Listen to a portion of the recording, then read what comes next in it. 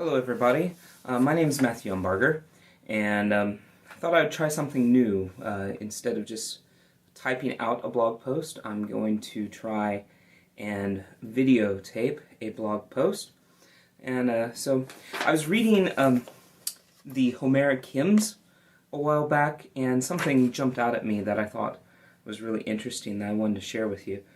And it's in the Hymn to Demeter. It's the second hymn in the collection.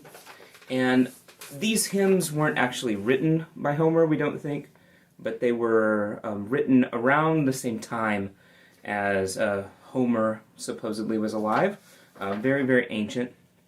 And most of them have something to do with the mystery religions that were prominent in ancient Greece.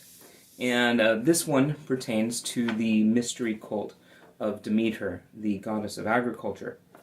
And what happens in the Hymn to Demeter, it basically tells the whole story of Demeter and her daughter Persephone, how Hades, the god of the underworld, kidnaps Persephone, the goddess of spring, and takes her down to be his bride, his consort, into the bowels of Hades.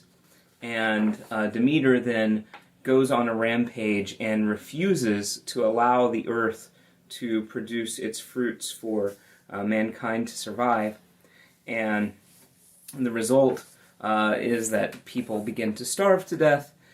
Zeus soon sees that if he doesn't do something, although he has promised Hades that he can have Persephone as his bride, he realizes that if he doesn't interfere, that all of the human beings under his care will be wiped out. And so he does send then Hermes to retrieve Persephone and bring her back to her mother. And the idea is, it's not really clear what's going on, but it seems as though they're actually trying to trick Hades. They work this out and they say, this is only a temporary arrangement. She needs to see her mother and then she'll come back to you. And as Persephone is proceeding to get into the chariot to go and see her mother, Hades approaches her, and this is what happens. This starts in line 360 of the Hymn to Demeter. He says, "Go, Persephone, to your mother, the one with the dark robe.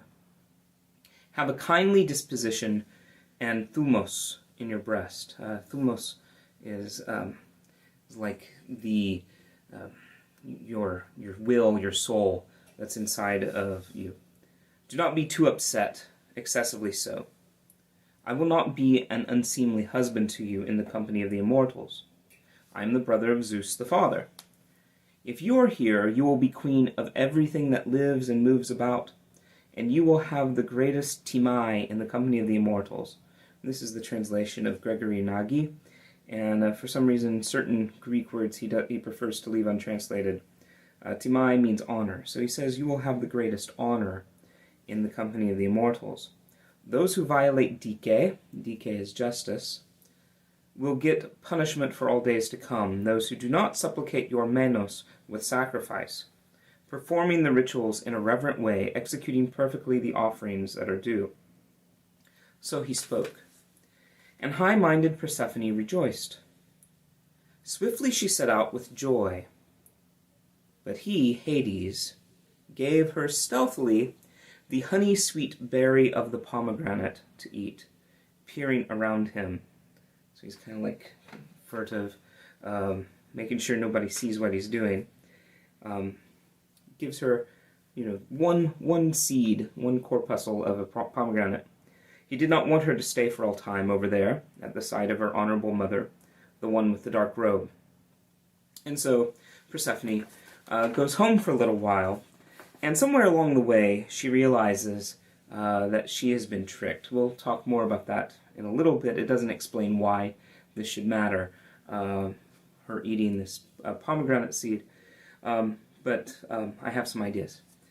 And then, so when she does see Demeter, she runs into her arms. They have this joyful reunion. And then line 405. She, Demeter, was answered by Persephone, the most beautiful. So then, mother, I shall tell you everything without error.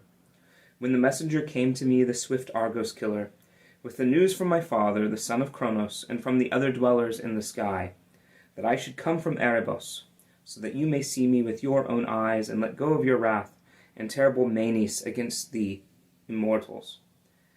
Then I sprang up for joy, but he stealthily put into my hand the berry of the pomegranate, that honey-sweet food. And he compelled me by bia, that's like force, he compelled me by bia to eat of it.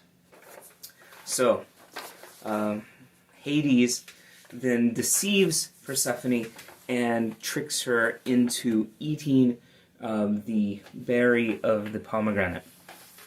And somehow this then will compel Persephone to return to Hades for half of the year.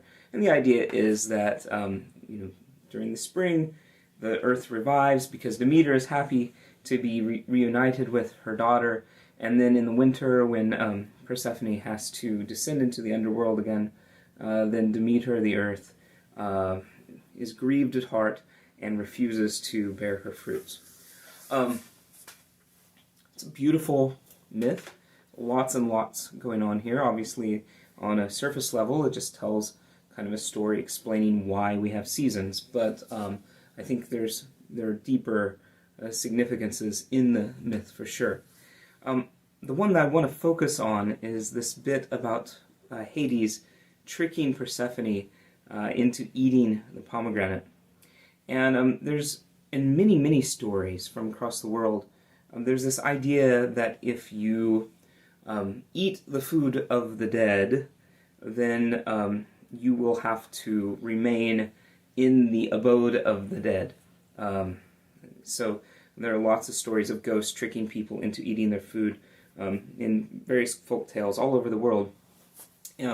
One example of this that I think actually shows up in the Bible is in the story of King Saul in the book of 1 Samuel. Maybe you've read 1 Samuel, and you know that at the end of Saul's life, he's going to war against the Philistines. He's very anxious in heart, and so he goes to a necromancer, commonly called the Witch of Endor. He goes to a necromancer to summon the spirit of Samuel, who has died, and Samuel prophesies that Saul and his sons will die on the field of battle. Saul is then, if you receive news like that, you'd be pretty upset. Saul is completely depressed, and almost like a dead man already. And finally, the necromancer and Saul's associates compel him to eat some food that the necromancer will prepare for him. And it's interesting, it's not clear at all in English what's going on, but in the Hebrew, she ritually sacrifices the calf that she has. It's very, the Hebrew is very clear in this respect. So a necromancer would summon the dead by offering them food, blood usually, but also other types of food.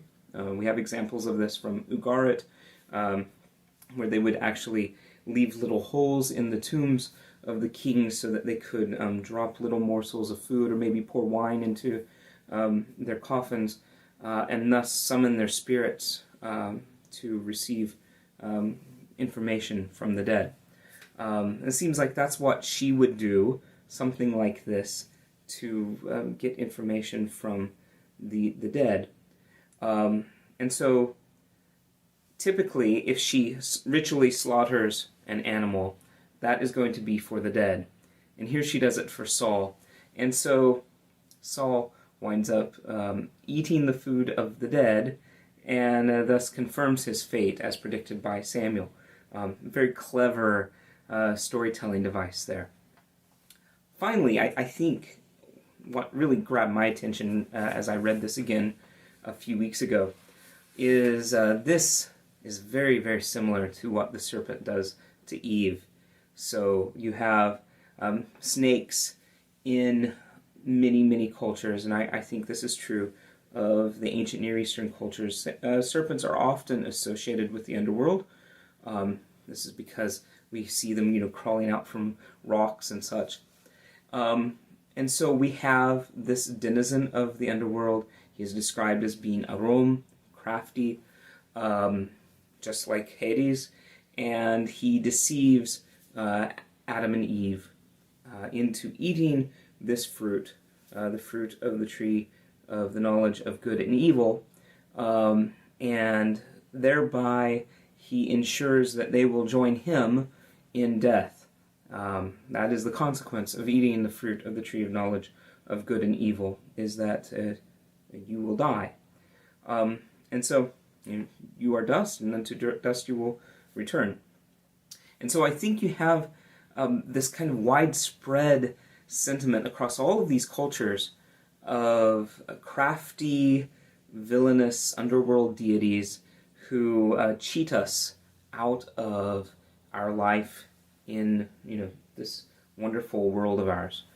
And of course, as Christians, we recognize that Christ has come to defeat sin and death, to rescue us from the deceits and the empty promises of our deceiver, and to give us life. So all praise and glory to his name, and may God bless you and keep you in his truth and in his life.